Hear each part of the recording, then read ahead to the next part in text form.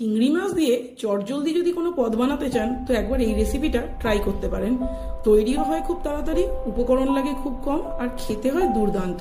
তো এই যে বাজার থেকে চিংড়ি মাছ এনে ভালো করে বেছে ধুয়ে পরিষ্কার করে নুন আর হলুদ মাখিয়ে রেখে দিয়েছি।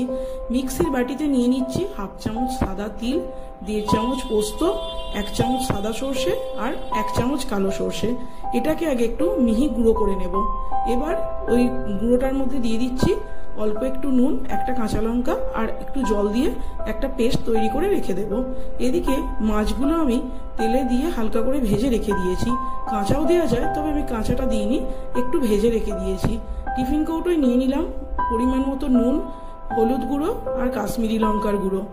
আর যেহেতু নুনটা অল্পই দেবো, কারণ মাছেও মাখানো আছে আর পেস্টেও দেওয়া আছে। এবার দিয়ে দিলাম কটা কাঁচা লঙ্কা আর বেটে রাখা সর্ষের পেস্ট। ভালো করে এটাকে আগে একটু চামচ দিয়ে ঘুঁটে নিয়ে দিয়ে দিলাম ভেজে রাখা মাছ, আর তার সাথেই ছিল অনেকটা তেল, ওই জন্য আর আলাদা কাঁচা সর্ষের তেল দিলাম না। এই যে ভালো করে মিশিয়ে নিলাম। কড়াইয়ে জল গরম করে টিফিন কৌটোটা বসিয়ে রেখে দেবো 15 থেকে 20 মিনিটের জন্য, একদম কম আছে। তো 15 থেকে 20 মিনিট পর ঢাকনা খুলে দেখাবো কেমন হয়েছে। তো রেসিপিটা কেমন লাগলো অবশ্যই কমেন্টসে জানাবেন। ভালো লাগলে প্লিজ একটা লাইক করবেন। আর এটা গরম ভাতে সত্যি খেতে হয় অসাধারণ। এটা বানালে আর কিছু লাগবে না। তো রেসিপিটা ভালো লাগলে প্লিজ একটা কমেন্টস করে অবশ্যই জানাবেন। নমস্কার।